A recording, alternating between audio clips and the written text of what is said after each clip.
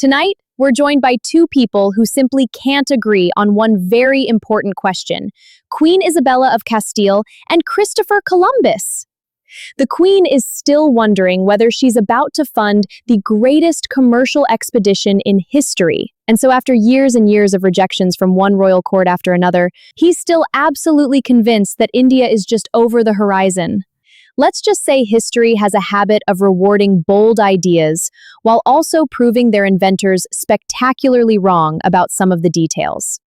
Only time will reveal who's right, although, without giving away too many spoilers, please welcome Queen Isabella of Castile and Christopher Columbus. Thank you, Senora Katie. History shall remember this day. History? Wait, what do you mean? My voyages, of course. This interview changes everything. Oh, wow. You speak fluent Italian, French, Spanish, and Portuguese. You've immersed yourself in geography and astronomy, and you've spent years convincing anyone who would listen that there must be a Western Sea route to Asia. Most people think you're hopelessly optimistic. Some think you're completely wrong. But no one can accuse you of lacking courage or persistence. Of course, there's just one tiny detail. Almost every scholar says you've underestimated the size of the Earth by a rather alarming margin.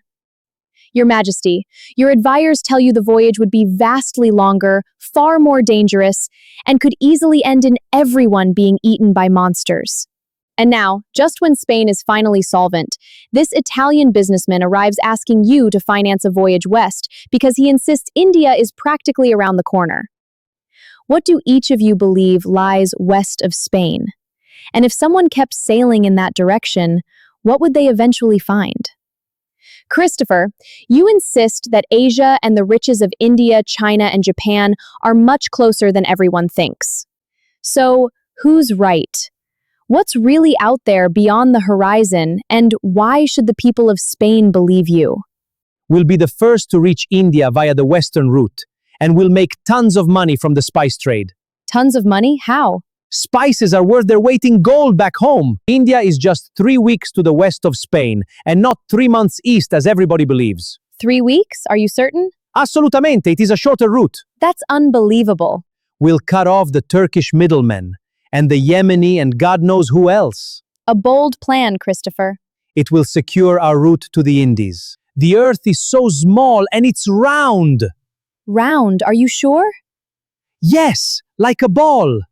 Incredible. And look, just in case she's not interested, well, I've got an interview with the King of France next week. And let's not even talk about England. I haven't talked to them yet, but...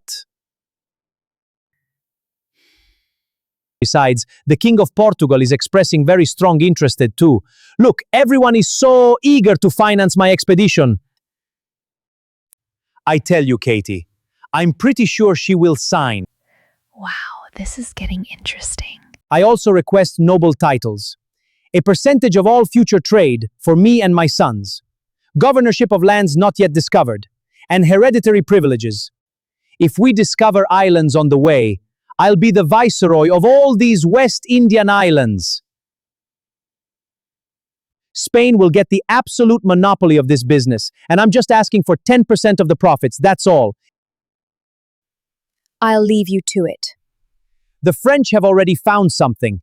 A group of islands with plenty of fish, they say, just 3,000 miles from their shores. Thank you for joining us on Katie's Unfiltered History. Good night.